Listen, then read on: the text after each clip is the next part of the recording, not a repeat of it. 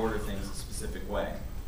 So what we're going to do is go over how to use Devel to show us what's in the content type, what things I can grab out of it, and then just simply reprint inside of the node template.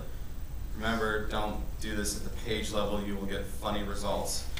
So what we're going to do essentially is ask the template, or I should say, talk to vars and say, all right, if we're this type of content, what's inside of me and what can I have? So to do that, we're going to use something called preprocess.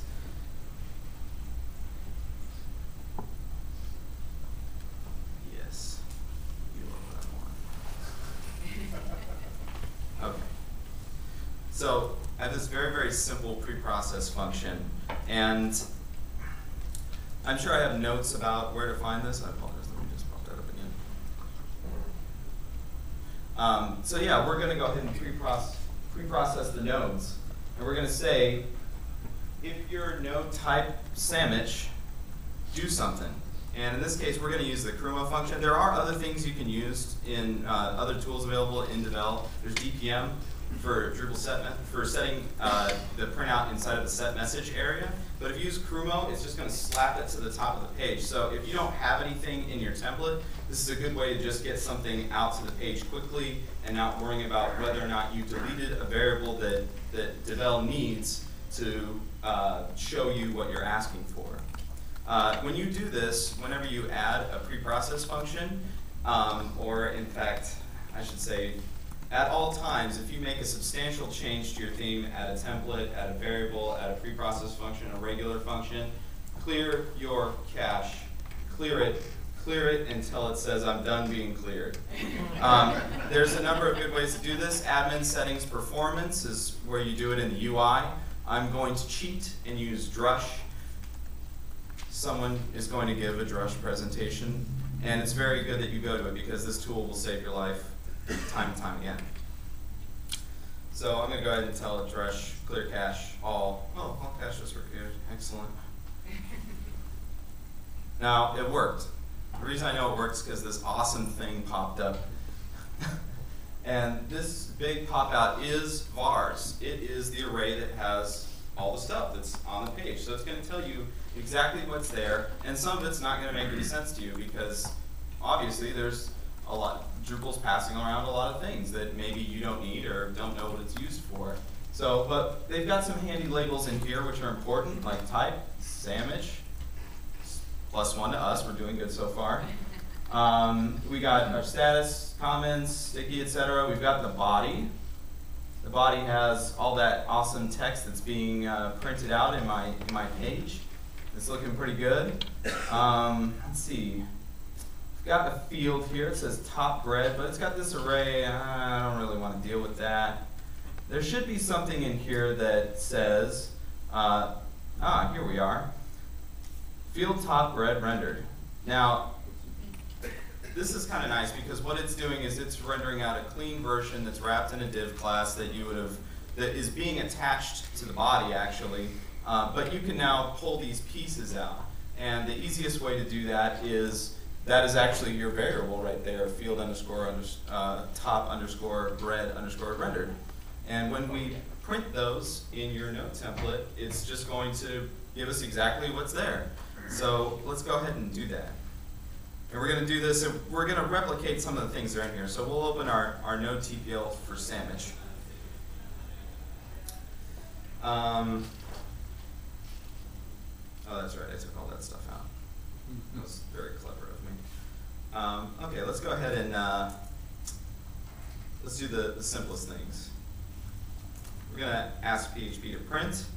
Now we're going to give it that awesome variable that we just saw, that I don't remember.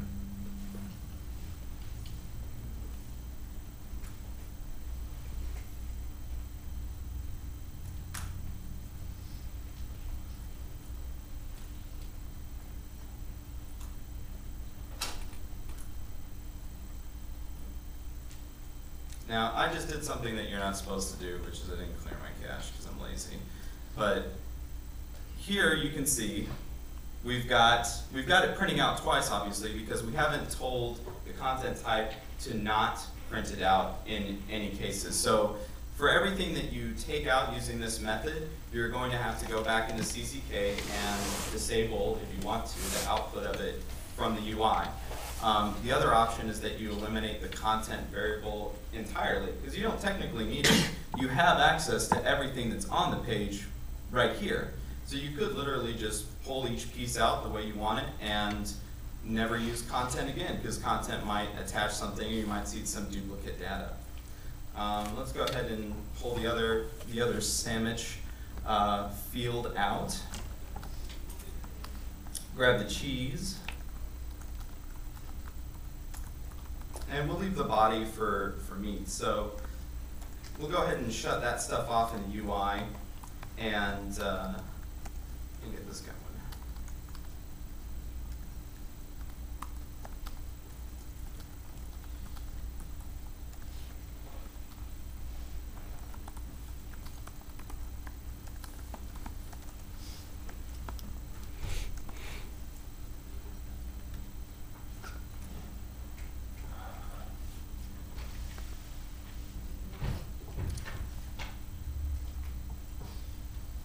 Maybe I need some bread on the bottom, otherwise my sandwich might fall apart.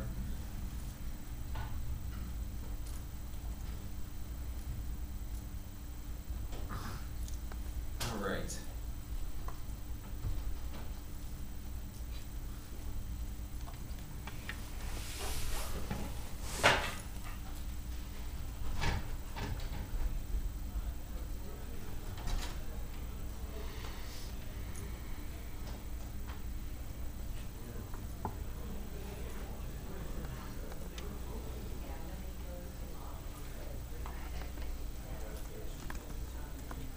That should be it. Yeah.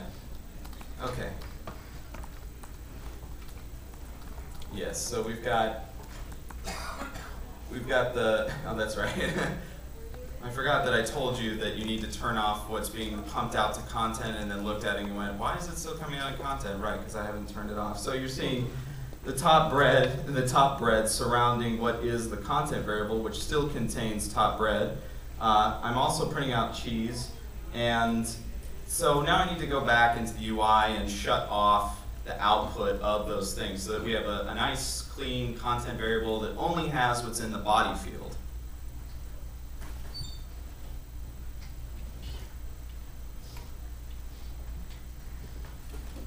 So we'll just go ahead and manage fields. Check out our display fields.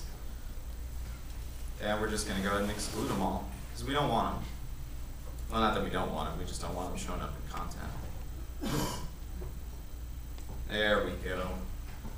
So now I've got bread where it should be. I've got some cheese and something in the middle. So that's basically it. And you can go all over the universe from here. So let me step back to my notes here to make sure I'm not feeding you any misinformation. All right. Wow, that was actually it. That's all the hard parts. That's it. For basic theming, essentially, that's all you need are those few tools, and you can literally build pages that look in any way that you want. Let's see. So let me give you some tools that are kind of important, and I'll demonstrate also looking up default things in the API, because that might be something you want to know. Firebug is very, very important for us themers. It tells us a lot about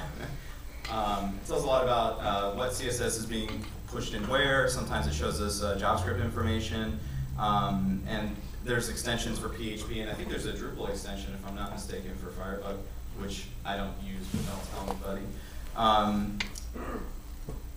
There's a theming guide on D.O for theming D6.